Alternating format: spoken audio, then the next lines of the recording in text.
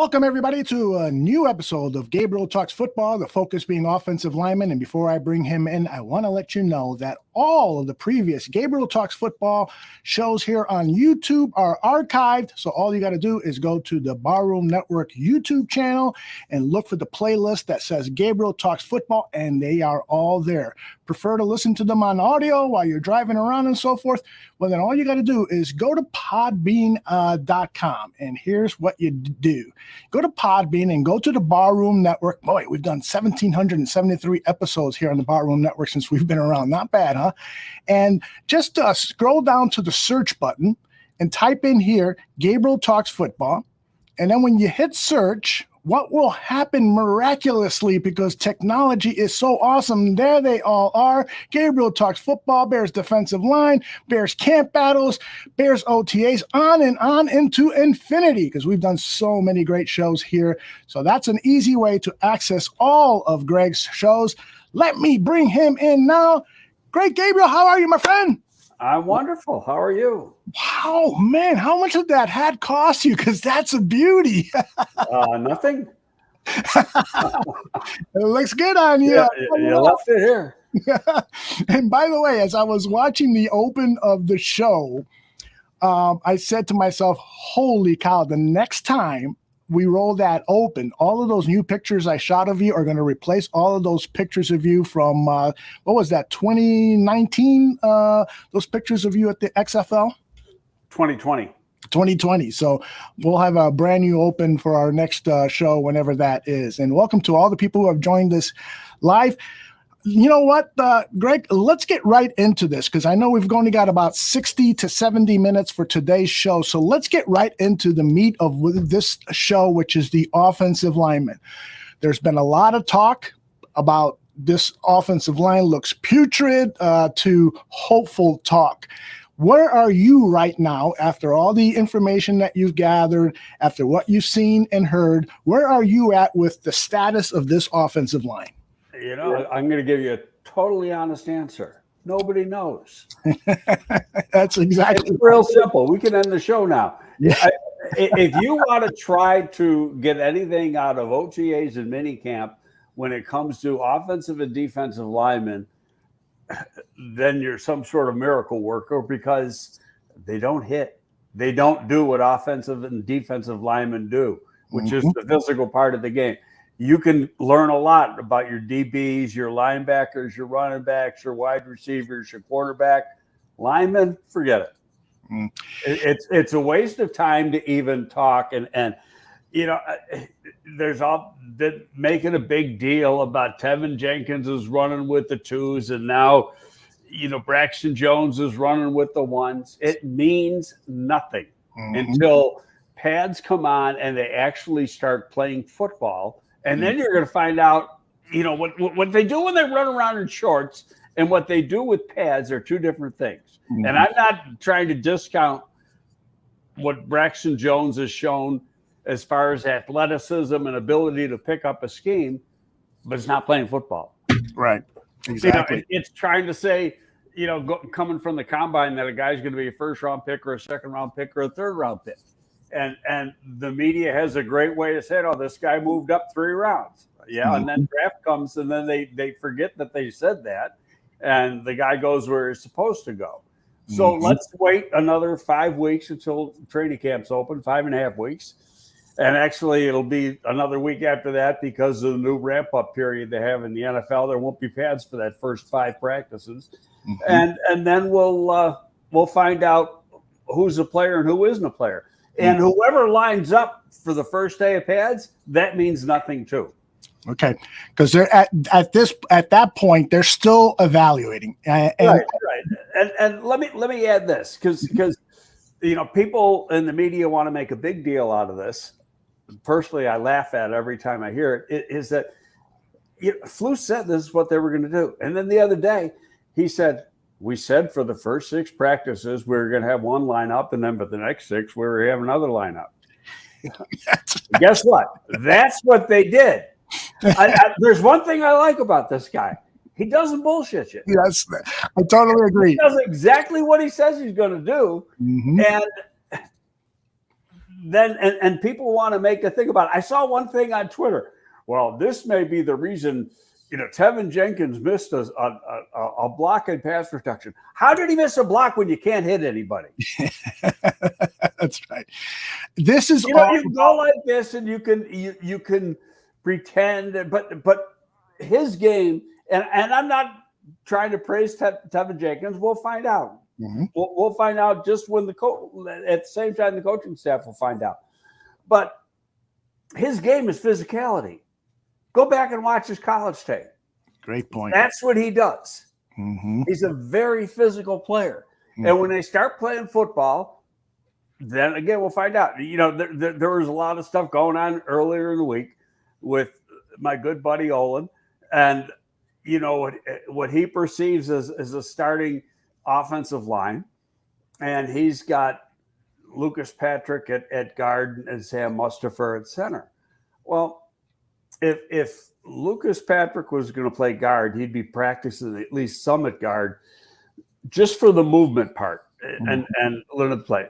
They brought him in to be a center. And when you watch his tape from last year at Green Bay, he's not good. He's real good. Mm. It's like he's one of the most underrated centers in the league. Yeah. He doesn't miss very many blocks, if any. Yeah, especially like, why is he not getting?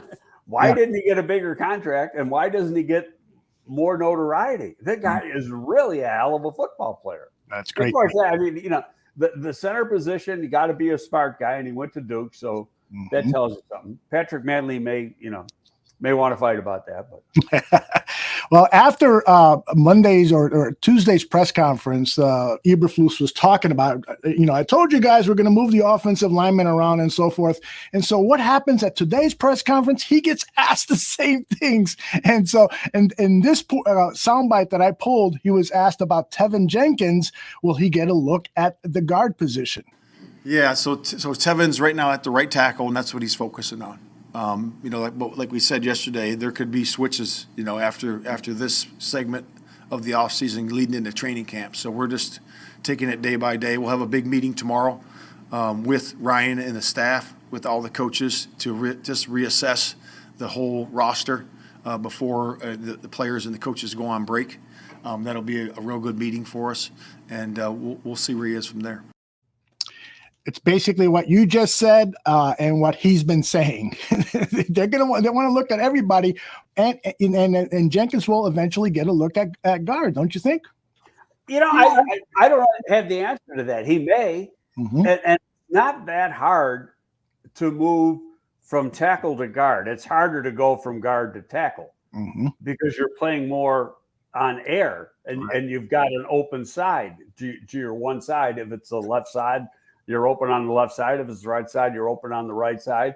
And especially in today's football, where very seldom do you have that Y tight end in there. Usually they got him flexed out, or he's a wing back or whatever. So you don't have that help that you used to have years ago. So we'll find out. I've been saying, I thought, well, okay, it didn't shock me that Braxton Jones has shown something. And I've been saying for weeks that it wouldn't shock me if he is the starting left tackle, and that Borum goes to right guard and Teven Jenkins is at right tackle. But when you think about the athleticism, and I just really was thinking about this more today after I was listening to the presser today, is that the guards in this particular offense, and if you look at Green Bay's offense, they got to be able to play in space. They got to be able to move good, adjust on the move, get to the second level, hit a moving target. And the better athlete between Borum and Teven Jenkins is Teven Jenkins. So, I mean, just look at the numbers from the different tests, the 3-cone, 20-yard shuttle, etc., and that'll tell you that, he's a superior athlete, and his vertical jump is outrageous. But vertical jump doesn't have much to, its explosiveness, it doesn't have much to do with playing in space. But we'll find out. I don't know who the starting lineup's going to be. None of us do, as far as the offensive line. I know one. Lucas Patrick's going to be at center. Probably Cody Whitehair is going to be at left guard. After that, we'll find out in another couple months. What did you think about Olin's contention that by the middle of the season, the defensive line is going to be the problem and the offensive line won't be an issue? He's an offensive lineman. Of course he's going to say that. I'll tell you, I get a kick. These guys are getting killed. They're better than what people are saying. I think they're going to be well coached. Mm-hmm. I like Juan Castillo. I've known Juan for a long time. I don't think he's a very good line coach. Really? Yeah. And what he wants to do, like he could not coach this line right now in this scheme because that's not what he does. Yeah. He wants physical. He wants, these guys are real big. They lack movement skills. Mm-hmm. Mm-hmm. And this is the opposite. Yeah. You got to have some movement skills, and Juan has been that way wherever he's been, and that's fine. That's his philosophy, but this is a different philosophy. Mm-hmm. Speaking of that, Braxton Jones had a press conference today. You said earlier that Eberflus tells it like it is. Well, Braxton does as well. I love this guy's demeanor. In fact, just about every player that has met with the media, I really appreciate their candor and their authenticity. This is Braxton being asked, what do you need to improve on in this short period of time? Yeah, I think the biggest thing, just my transition from even college to the NFL or college to the Senior Bowl to the NFL, and just in these OTAs is throwing my hands. In college, I, was really reserved with my hands, and I didn't use my long arms to my advantage. So I would say that's one of the big things. And still to this day, I still got to work on them. They're a big thing for me, and they're going to help me be very, really good in this league. And so I just think the biggest thing with them is being more consistent, but they've gotten better. How specifically have you worked on that, and who's helped you with that the most? Definitely Coach Morgan. He's been a big influence on that, just throwing them babies, letting them go. They're long, just letting them go, and he's just harping on me, and I love it because it is a big thing. I notice when I punch them, get them off their spot, it's huge. It helps me just recover, do anything. So just using those hands, but he's been a main influence in coaching me and being good about that, staying on me. I'm in love with this guy. Well, I'll tell you, he's very well spoken. Yeah. And a very articulate kid. But with those little clips, there's only 2 clips that you played, and you played it a couple times, but you can see some things that's faulty in his technique. And one, he's too wide with his hands. Right. And so then he has to bring him. I wish we could do the whole thing in here. Let me back up a little bit here, maybe. Sure. He has him out here, and then he brings him in here. Well, what he's going to be taught at the NFL level is he's going to start here instead of out here. And that split second can mean the difference between the defensive man getting his hands on you or you're getting your hands on him first. So from the snap, you're coming up here and you're punching from here. You're not punching from out here. You had told me that one of the things that you like scouting the most is offensive linemen, right? Yeah, no, I love doing offensive linemen. I trained when I was with the Bears. I'd spend more time watching the offensive line than probably any other position because you just learn so much. That's where football begins. Mm-hmm. And it's the defensive side too. That's what you love to watch. And Marinelli was coaching the defensive line, and he, in my opinion, is the best defensive line coach I've ever been around. Interesting. Well, let's take a look at this very cheap graphic that I put together. This is the current roster at mandatory mini camp that ChicagoBears.com had up. I transferred over to this ugly looking graphic. It's Larry Borum, Jatiri Carter, Sean Coleman, Julian Davenport, the veteran, Jean Delance, Dakota Dozier left on a cart. So we don't know the extent of that injury. A lot of fans have been on the Dieter Iceland bandwagon, hoping that he gets an opportunity. He, of course, played overseas and now is here in the States. Teven Jenkins, Braxton Jones, 2 familiar names. lot of people are high on Doug Kramer, the youngster, the rookie, Sam Mustipher, of course, Olin Kreutz's favorite, Lucas Patrick, Latavius Simmons, Zachary Thomas. I think Jordan Silveria loves Zachary Thomas, and then Cody Whitehair, and then a new guy that I've never heard of, Willie Wright. Any of these names Willie's been there. I think he was actually here at the end of last season on the practice squad. Okay. No, I mean, you got the group. Yeah, there's one. You got Sean Coleman in there. Sean, to me, is I liked him coming out. Played left tackle at Auburn, played right tackle in the NFL. He started games, but I think he's really, when it gets down to it, he's a camp body. I can't see him beating out Julian Davenport because Davenport's got experience in the NFL on both sides.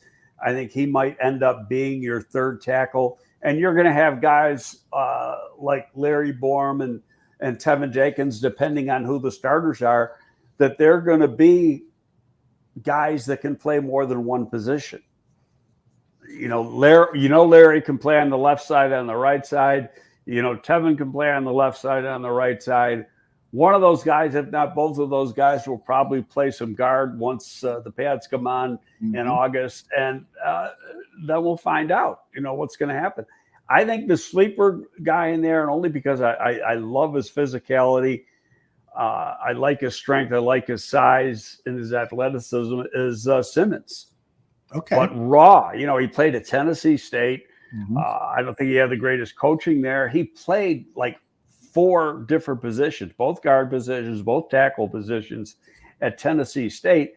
I know, and he got thrown to the Wolves last year. He was practicing inside. Then all of a sudden he's got to go into a game and play right tackle. He wasn't ready for it. He hadn't practiced at the position. He got eaten up for a couple sacks, maybe 3 sacks in a game.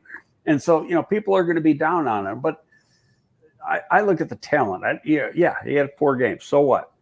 But that part of that goes on the coaching staff for not having him ready. If he's going to be a backup on game day at right tackle, then he's got to practice at right tackle. And here's what happens when you get to game day. Now, generally speaking, the rule of thumb was you kept 8 offensive linemen and then you got your snapper. Now it's gone up to 9 offensive linemen and you have your snapper. But for the most part, you only dress 7. And 6 and 7 might not necessarily be your 6th and 7th best offensive linemen. They're your most versatile offensive linemen because they got to, if there's an injury, they got to be able to get you out of the game. So they have to be able to play more than one position. You got to have a guy that can play center and guard. You got to have a guy who can play left tackle, right tackle, and guard. So they got to, that's going to be your number 6 and number 7 on Sunday, even if somebody else is a better player at one particular position. Anyone here that you see as a guy who is kind of an obvious cut and could be replaced by somebody becoming available during this break? Oh, yeah, you can look at DeLance, Coleman, Willie Wright, probably right off the top of my head. And take me through that process of, now that there's this break, Eberflus said that he's meeting with Ryan Poles and the other coaching staff. They're going to talk about personnel. They're going to express their concerns. They're going to express whether they're happy and so forth. So what happens now with the general manager, the main guy who is going to acquire new players? Is he searching other teams' rosters? What's happening now with the pro personnel department? Vacation. Eberflus said that he's got 3 books already picked out, spend time with his daughters, and take some time off. But, my first year here, so 2001, 21 years ago, we didn't get the job until June. So we were here, and we worked till the 4th of July. Then, 4th of July weekend, we went home for a few weeks and then came back for training camp. Generally speaking, that place is going to look like a ghost town for the next 4 or 5 weeks. Will Ryan be in there when he's in town? Of course he will. But Will the coaches? Probably not. They're out and about. They're on vacation. The next vacation they get is after the season. You don't get time off, and you're working 14, 15-hour days. And so, take a break. It's important. You're going to need it. Now, let's go to another topic, only because, there's the hot topic that, Quinn didn't show up for mandatory minicamp, so he's right away on the training block. Well, maybe he is, maybe he isn't. I'm not going to say it can happen in the next couple of weeks, but I would doubt it would happen because everybody else going on vacation too. Yeah. Right. They want a break. Okay, so can you get a hold of a guy to get to make a trade? Sure. But they're not in the office. It probably takes a little longer. You call general manager, or first of all, let me back up. Don't call anybody. Wait till they call you. Okay. The minute you make a phone call, you've lost all your leverage. So you wait for Team A to pick up the phone and say, "Hey, Ryan, are you trying to move Quinn?" Because if he calls up Chris Ballard to see if he's interested in Quinn, he's lost all the leverage right then and there because he's making the phone call first. Interesting. It's really football management 101. Yeah. Don't give up leverage and don't make a call unless you have to. And does it help the Bears that, Quinn is kind of an obvious candidate for trade, meaning, he's a veteran. He's not going to be with this Bears team in 2023. It's highly unlikely that he's part of the rebuild. They may want him for this season just to solidify the defensive line. But does that give the Bears an advantage in that the calls will come in and that Poles doesn't have to worry about initiating a call? I honestly believe if there are calls going to be made, they're not going to be made for 2 months. Wow. Okay. Okay. So we're what? June 16th, June 17th, whatever the hell the day is today, 16th. And you're going to get into training camp and maybe after the first week, 10 days of training camp, or maybe after the first preseason game, and you're going to say, I got a weakness, or somebody gets hurt. Sometimes it's more important somebody gets hurt than they're just in training camp or they see a weakness. Then they're going to say, hey, this guy could be available. But you want to get the most that you can. Now, could that be a player or a draft choice, or could be both? Maybe it's a combination of a player. If you're going to get a player, you're not going to get as high a pick because you're getting a player with it. Or maybe you're going to have a straight up player for player trade, which you don't see many of that in the National Football League. But that could be a situation too. It's wait and see. But it's not going to be today. It's not going to be tomorrow. I'd be shocked. I mean, could it? Yeah, could. But I'd be totally shocked because some teams are already closed up shop. They got done last week. And they got on vacation signs on the doors, right? Right. Get the hell out of town, man. I mean, you need a break. Oh, for sure. And you can't be, and you're on vacation, but you're working too. I mean, you're still on the phone and you're thinking about things. You got to be in those positions, but still that monotony of going into the office every day. I remember again, going back to my first year here.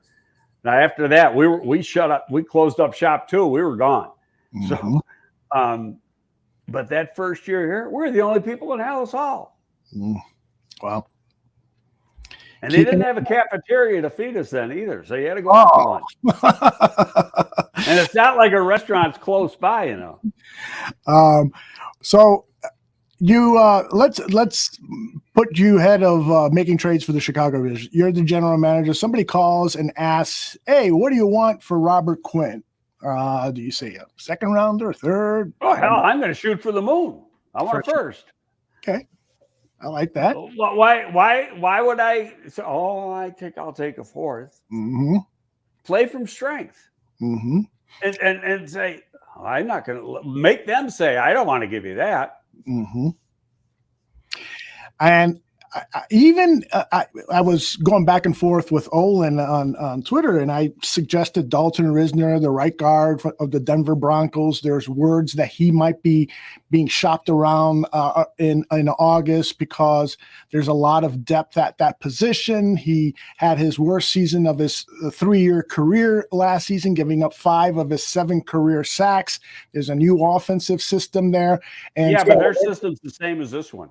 Right. So if he's not a fit there, why would he be a fit here? Well, but isn't the system at Denver new because of new coaching staff? Yeah, it's new. But what I'm saying is that if he doesn't fit the scheme there, why would he fit the scheme here when they're playing the same scheme? I see what you're saying. But my overall point is that if they can get a trade where they're moving up in the draft, so you trade Quinn and you get a first rounder back, but you also package a second or third rounder. Would you be interested in a scenario like that? Well, it's hard to throw darts at a wall on something like that because you got to say for what. Yeah.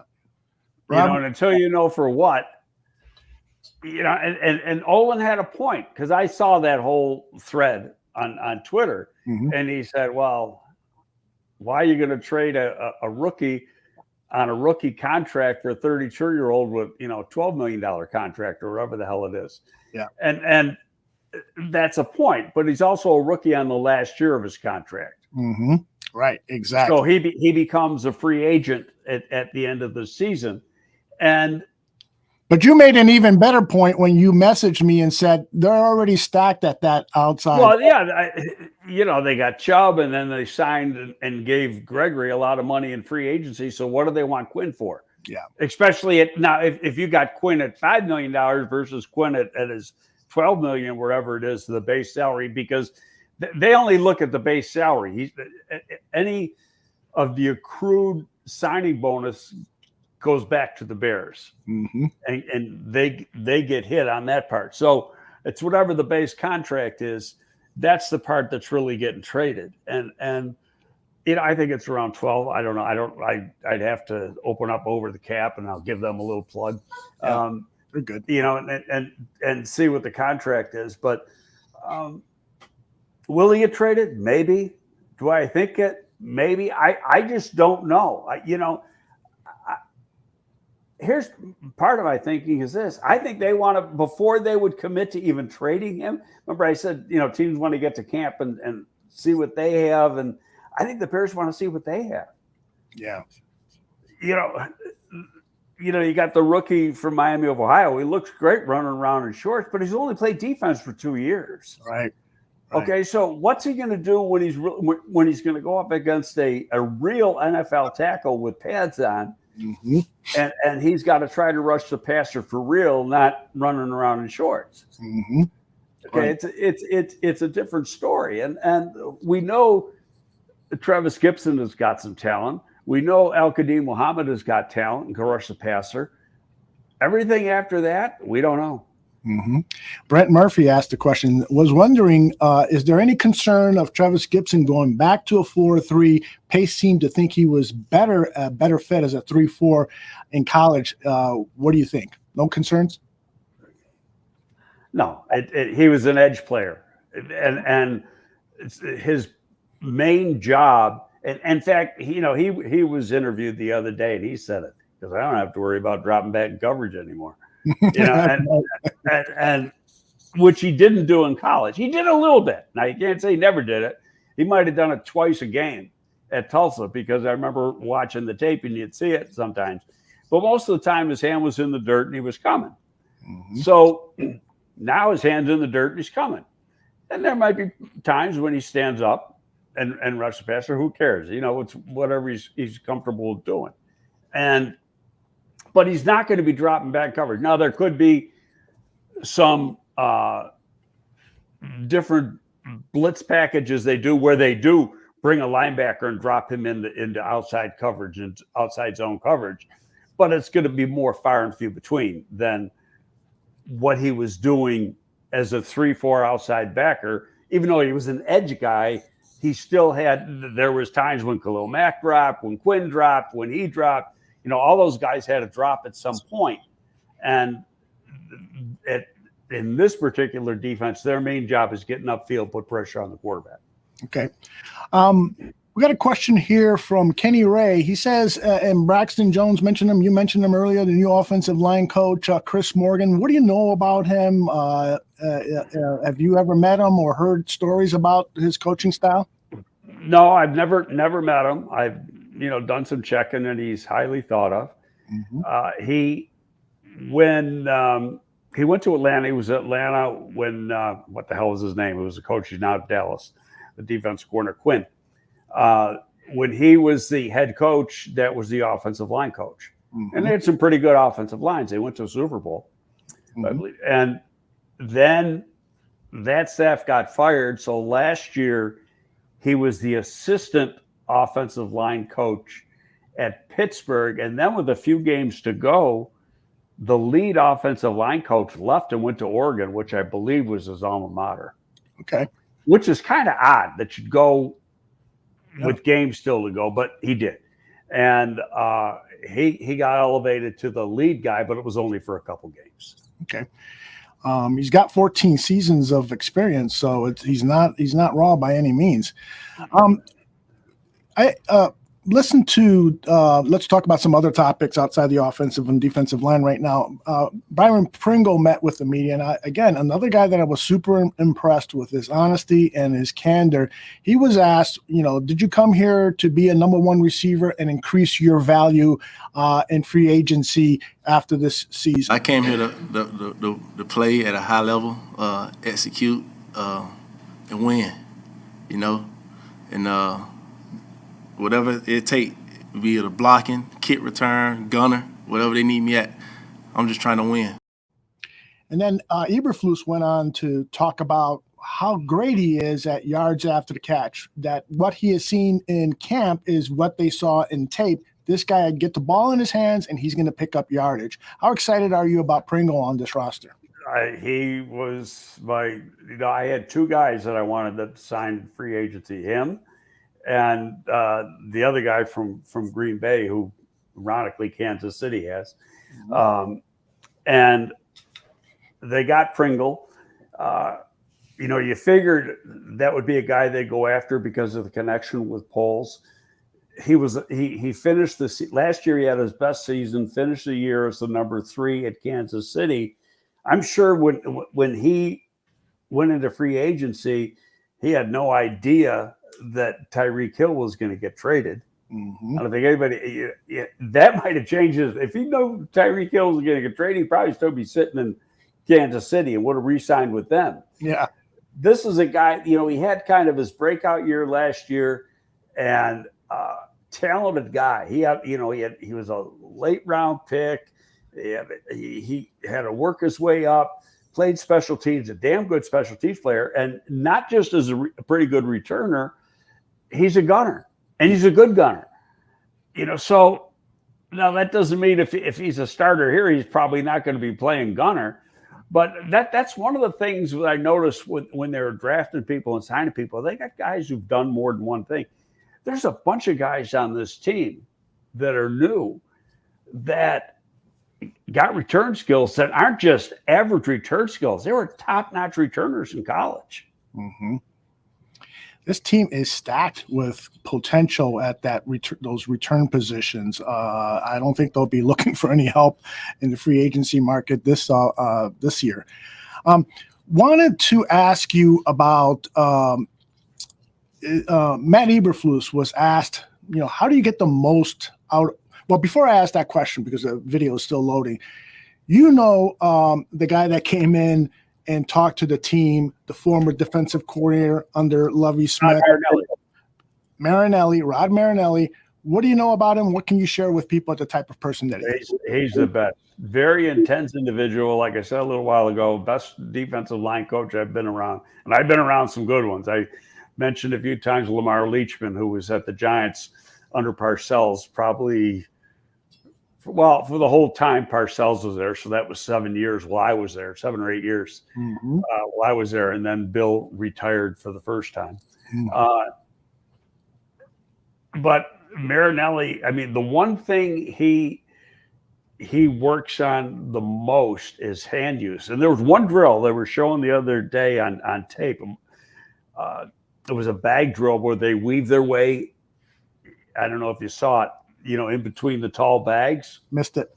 And you're using a club, so you're clubbing with this hand, and then you're coming back and you're clubbing with that hand. But Rod, every practice for the first 15 minutes of practice worked on nothing but hand use.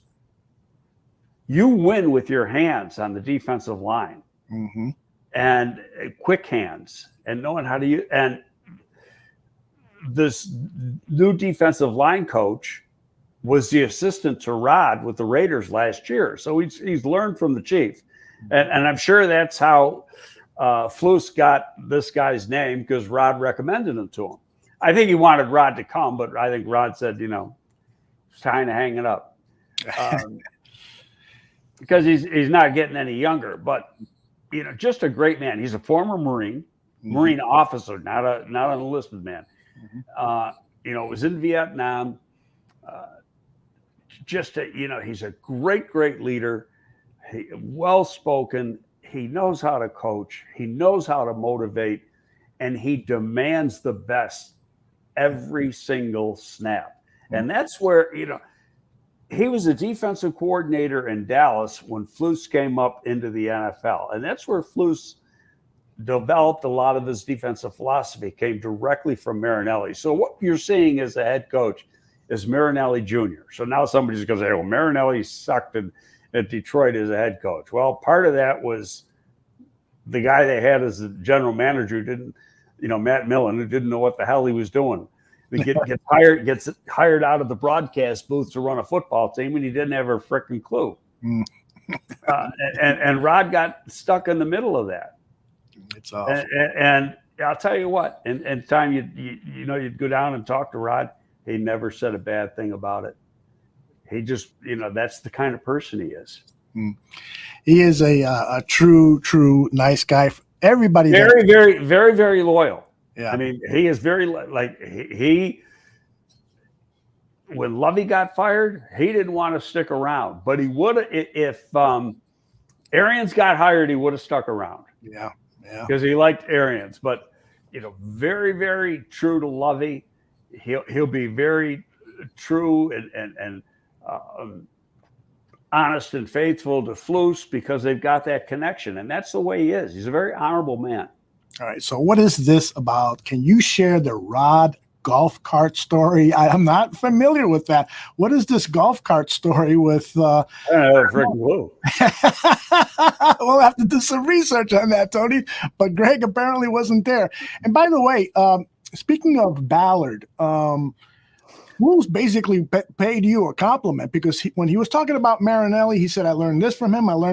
And from Ballard, I learned about evaluating players, player evaluation. And you hired Ballard. So indirectly, he was giving you a compliment. That was nice. When I heard that, I immediately thought of you.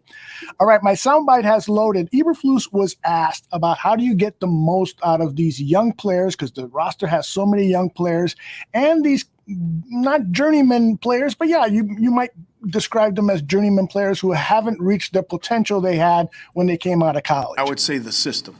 So if you look back at our system from the Buccaneers to the Bears, to the Cowboys, to the Colts, to here, you will find that we have played young players fast, and they have played very well. And that's what the system does. It's a system where we rely on techniques and fundamentals in the coach-player relationship, and that's important to us. And it's a partnership, and we've been able to do that. And I'm not going to name names, but you can look them up. And it's exciting to watch a young guy do that. We're not afraid to do that. We're not afraid to put young guys in there and let them go and let them play. And so we're looking forward to our guys, like a Brisker or Gordon or young guys like that stepping up in there and playing. And something about the system that makes it easier to learn? Is it less complicated? Is it just explained better? I mean, what makes it so easy to get into. That's a great question. I got one word: standards. That's it. Yep, that's a good question. I love that response. I love that. And this guy continues to impress me with his responses and sharing the overall strategy of how they're developing these players. It's player coach relationships. It's having high standards and on and on. I mean, I'm really, really impressed. If anything is giving me a lot of hope for this season that perhaps we can finish above 500 is the entire system that Poles and Eberflus are putting in there and the culture. Well, there's one thing, I was watching that the other day when he said that, and he brings up Tampa Bay, the system starting, and he wasn't there at Tampa Bay. He was coaching in college, and in fact, I think he was at the University of Missouri, or it might have been because he coached at Toledo where he went to school too. But he was really referring to Marinelli and Lovey, because Lovey was the linebacker coach, and Marinelli was the line coach at Tampa Bay. And then Lovey actually went to St. Louis as the coordinator. That was his first coordinator job. And then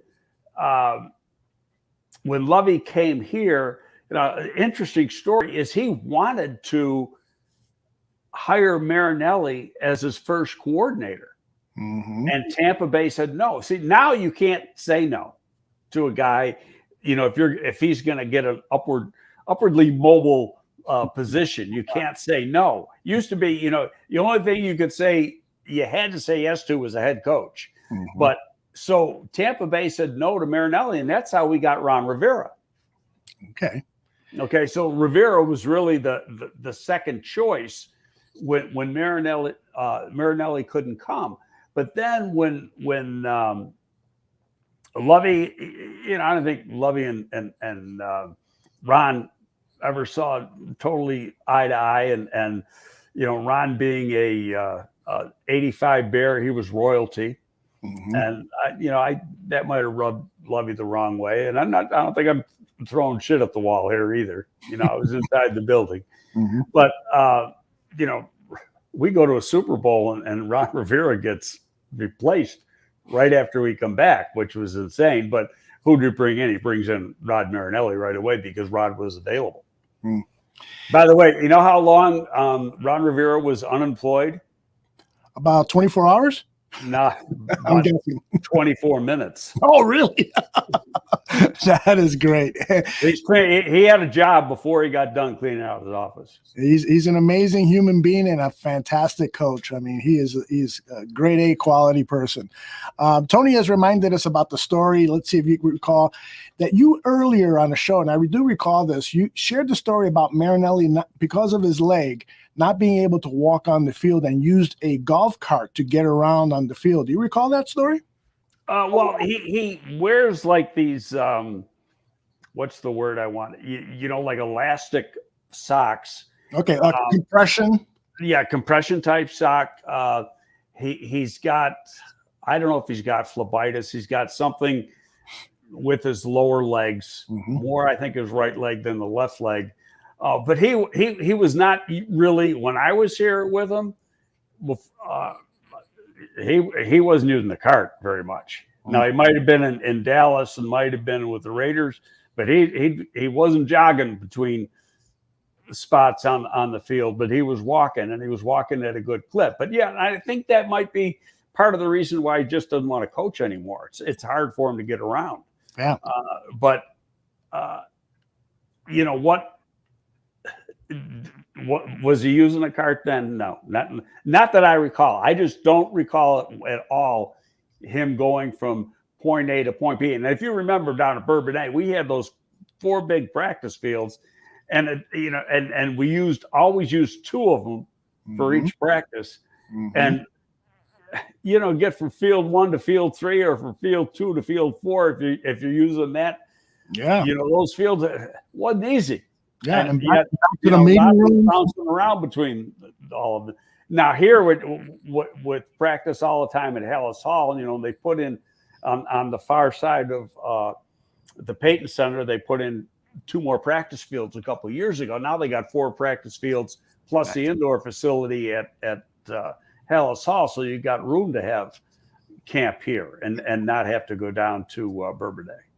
I got another soundbite to play for you, and this is, there are all these stories that Fields had a rough day and this and that. Although his last day or two, he apparently reports from players and coaches is that he's played really well. And again, they're just installing offenses here. Nobody should get crazy about this. But one of the reporters asked about. Is there any concern regarding the relationship between Justin Fields and these new new receivers? I believe that when you are working with a receiving core, a tight end core, running back core in the receiving game, I just feel that it's a work that you got to work hand in hand. You got to know it's almost like what each other thinks, because a lot of these things are option routes and reading off of coverage if I'm breaking in, breaking out, and they have to be able to feel that. And they got to know each other really well. And that's why it's time on task. So that's where I feel that Justin is with his receivers, is just keep on time on task. And you can see him and Mooney start to gel, him and Pringle start to gel, him and EQ starting to gel. So it's a process as we go, but we are in that process right now. And some days it looks really good. Some days we know we got to get work done. So we're there right now. So he explains it beautifully. It's a process. Let's remember the whole new offense is being put in. These guys got to know where they're running to. They got Braxton Jones talked about the cadence being a challenge for him because the Bears are using multiple cadences, and so this is where you install all that stuff. So any report that this guy didn't look good or that guy didn't look good is just it needs context before you say something like that. I read a thing on Twitter today, and it was from another team, and the GM was commenting on something written in the paper, and he goes, "Well, this time of year they got to find something to write about," and that's exactly what it is. You got to find something to write about. 9 times out of 10, it's negative. At least around here it is. So they got to find something to complain about, something to bitch about, something that isn't going right. We didn't, and it wasn't like, in all honesty, it wasn't like that when I was here doing stuff. You had to practice, and people weren't questioning what was going on during OTAs because they knew what OTAs are. Mm-hmm. It's installation. It's starting to get, and especially this year, you're trying to get your team ready for training camp. Like Florio tries to make a big deal the other day, and Justin Fields says, "We're not ready to play a game yet." Well, no shit. Exactly. They made, that just was presented by reporters on television and in print in such an unfair way. They made it look like Justin Fields, was ringing an alarm and saying, we're not ready. And it wasn't that at all. No, we're not ready. We're getting better, but we're not ready to play a game yet. Mm-hmm. You know what? You can go to every team in the National Football League, they're going to say the exact same thing. Mm-hmm. But do you think it's going to make headlines? Yeah. Hell no, it's not going to make headlines, especially the teams that got new coaching staffs. Yeah. I defend the Chicago media a lot, but I was disappointed in a couple of things, and that was one of them.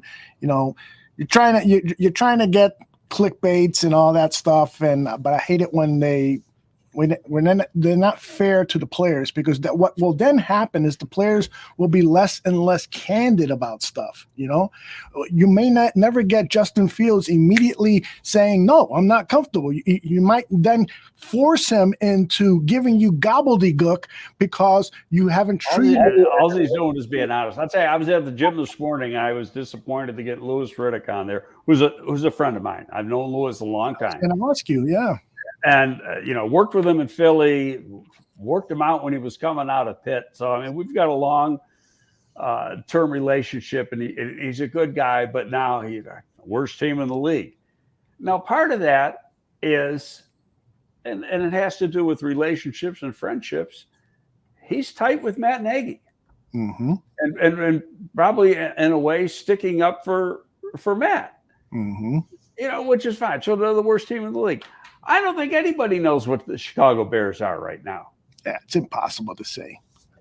I don't know if they're good, bad, or indifferent because I don't know what they're going to do, what the team is, and I'm sure as hell not going to make or have an opinion off of the preseason games because that's when they get into the game, it's vanilla 1 versus vanilla 1. It's basically trying to find out who can play football and who can't play football with your young guys, but your play or your play calls, your game plan, if you want to call it a game plan in the preseason, is nil. We got a question here from Cliff, and it's a big open-ended question. Let me put it up on the screen. What has impressed you the most during these last few weeks, the last few months? And I'll make it even broader, whether it's something somebody said or the reports that you're hearing about a player or anything at all that you're saying, watch out for this, or I really like when this guy said this, or whatever. Give us an idea of how your brain works.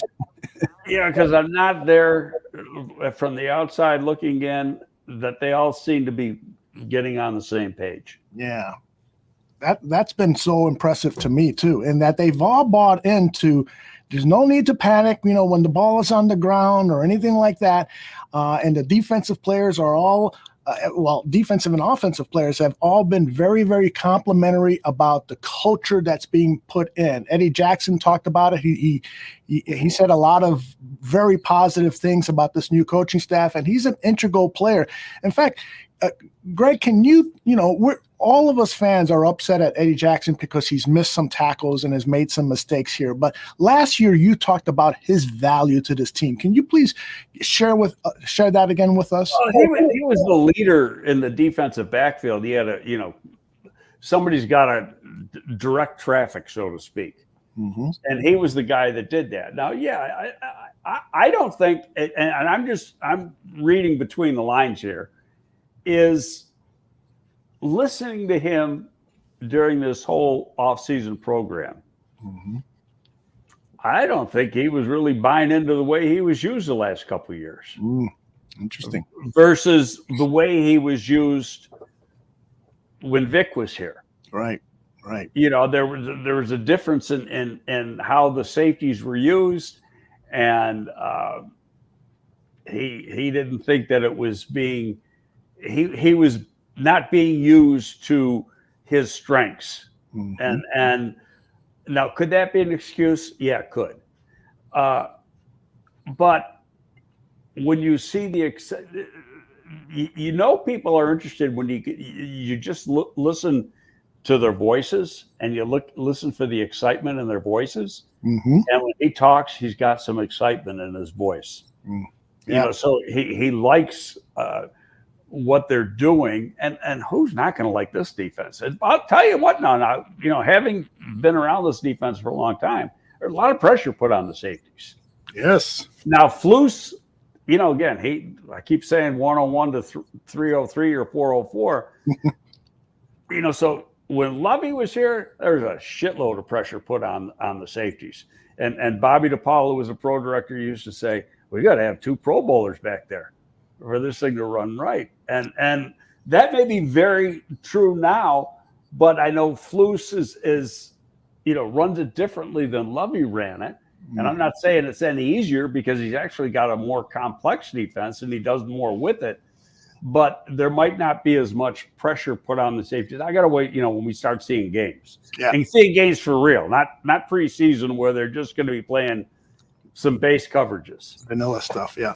One of the things that was intriguing when Eddie Jackson met the media and he was asked about Jaquan Brisker is I really love the way he flies around. He's got all sorts of skills, and he tells me he likes to play in the box. And his eyes lit up as he was saying that. And one of the reporters did a follow-up and say, that helps you play better, because don't you believe that you're better at that center field position? And Eddie Jackson said, absolutely. Now, you can't have your one safety always playing the box and one guy always in center field, because it becomes too predictable for guys like Aaron Rodgers.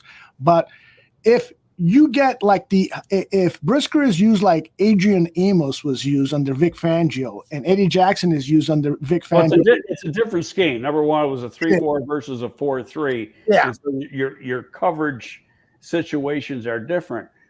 And I got to go back and we talked about this last week or the week before. I got to go back and look at Colts tape from the last couple of years to see exactly how he played the safeties. Mm-hmm. But when we were playing this defense before under Lovey, mm-hmm. we didn't, and I had mentioned this, we didn't have safeties up in the box that often. You know, some down and distance situations could dictate what you were doing, but a lot of times, I mean, they were back and they were playing in coverage, and they were very, very important in coverage. Interesting. So, you know, until I see exactly what they're doing, like I said, I should spend some time and look at some Colts defensive tape and really count the times that you see a safety playing up close to the line of scrimmage. Mm-hmm. And that's exactly what the 49ers are doing. They're looking at Colts tape because they've got no tape on the Bears, the defense. Well, that's the advantage the Bears are going to have in week 1 and really week 2. Yeah. There's no tape. So they're going to study Indianapolis defense and Green Bay offense. But that doesn't mean you're going to see Green Bay's offense. Mm-hmm. Yeah, the terminology is going to be Green Bay's offense. But Justin Fields isn't Aaron Rodgers. Mm-hmm. You know, and so I think Getsy is smart enough to figure out he's going to do what he can do best with Justin Fields and not force him into doing what Aaron Rodgers could do. So there's going to be similarities to Green Bay, but being that Getsy has never called the plays, never made the game plan at Green Bay, that's an advantage to the Bears because San Francisco doesn't know what the hell they're going to do. Mm-hmm. Other than they know the scheme. And on defense, it'll be closer on the defensive side, and that they're not going to have a 3 technique like the Colts have. They got Buckner. Buckner's like a bigger version of Tommy Harris. Yeah. So you're not going to have that. Right. But the rest of the line, I think, is very, very comparable. And Roquan is going to be similar to Leonard from the Colts as far as the will linebacker. I remember the first year Flus was there, the Colts were struggling in the secondary. I think this secondary is better than what the Colts had that first year Flus was there. Mm-hmm. Got a question for you about week 3 of the season. It'll be Lovie Smith coming into town, his Texans team versus the Chicago Bears. Are you going to be conflicted about who you're going to root for, your old buddy? No, not at all. I got, my buddy Pep. Yeah, that's right. He's the offensive coordinator. That's right. And Pep and I are pretty tight. And I might have told you, I might have said it on here, when Pep was being interviewed mm-hmm. for the OC job, and I think he knew he wasn't going to get it because they were looking for a particular thing, and Pep's offense is not similar to Green Bay's mm-hmm. offense. It's entirely different. But, Pep called me and he said, he wanted to run down on the Bears players, mm-hmm. The offensive players. I wrote up every single freaking offensive player for him for that interview. So he could, at least have and gave it to him ahead of time. So he can at least have a basis on knowing what they had here and knowing what was good and what wasn't good. Yeah, because he was out of the NFL for a year or two, right? Beforehand. Well, he was at Michigan, right, as the offensive coordinator, and then he was in the XFL. Last year, he was with Houston. Oh, that's right. Okay, he was a quarterback coach at Houston. Gotcha. And the year before that, he was the quarterback coach at with the Chargers, mm-hmm. and Herbert's first year. Mm-hmm. All right. I think we have done an outstanding job here on this episode on Thursday. What is it? June 16th, Talking Bears. Any other thoughts that you want to share before we pull the plug on this episode? I'm going to finally play golf next week. I haven't played yet. Oh, nice. Where are you playing?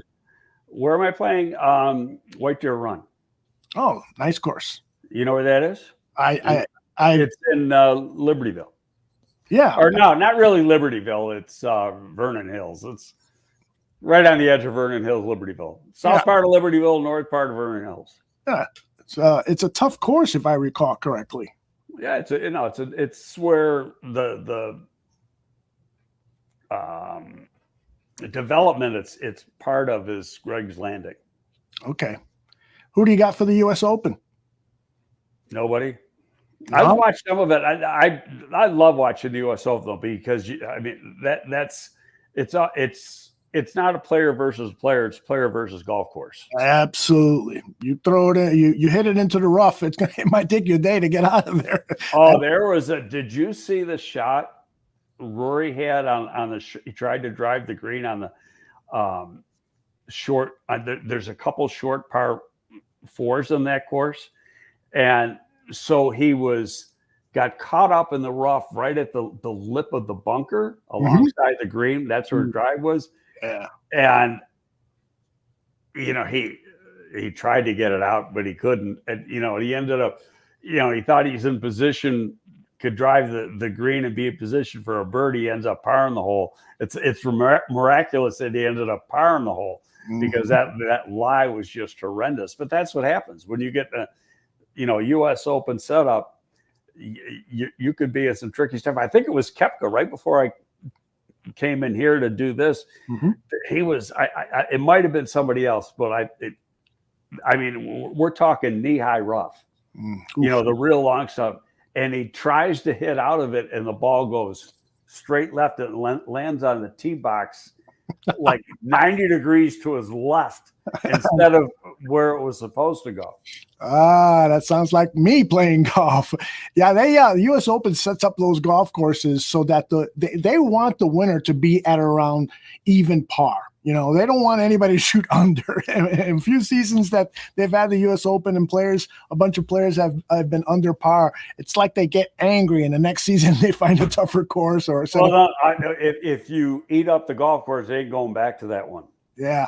Oh, man. Yeah. It's a great tournament to watch, and it'll be interesting to see. Did you see, was there any reaction to Phil Mickelson and some of the other players? Because I heard they were going to get heckled by fans. Did you see any more? No, I know in the practice sessions, he was getting cheered left and right. Oh, good. Okay, but he was struggling. He was like 5 over in 6 holes, first 6 holes. He was really, and know what he was struggling with is usually his best club, the putter. Interesting. He couldn't putt these greens the same, and these greens are really fast. So. Like ice. Yeah. It's like a puck going across the ice. All right, Greg, we'll hit them straight. All right. Are we doing this? You're here next week. Are we doing this next week? Yeah, I'd like to. What should we do next? Wide receivers and wide receivers, tight ends. We can do. Yeah, let's do wide receivers and tight ends. So, and quarterbacks. You might as well throw that in. I mean, that one's real tough. I love it. And then hit me up and let me know what day you'd like to do it, and we'll promote it. And I will have a new Open for you to watch the next time we do the show. Sounds good. All right, brother. Take care. Okay, buddy. Later. And take care to everybody watching us live. And don't forget, this show is available archived on YouTube, and you can go to the playlist and find all of Greg's previous episodes. And the same thing if you want to listen to just the audio portion of the show. Take care. Bennett says hello to you. What a great dog. What was the breed again? You told me it's not a Labrador. It is what? He's a mutt. That's right. Dog. No, he looks like a lab. Doesn't he look like a lab? He really does. He really and when we got him, I mean, there's always half lab. He's a lab next. Sure he was. We did the DNA. You know how much lab he's got? 0%. 0. Wow. I'm surprised because he really looks like a lab. No, and the main thing he's got is Mastiff. Now, you saw how big he is. Yes. Thick he is. But Mastiff, I mean, this is hilarious. Mastiff and Cocker Spaniel. I would have liked to see that, or maybe I wouldn't. I don't know. That's not a sight. I don't want to see that. Tell him I said hi, and we'll see you next week. And goodbye, everybody. Okay. Later.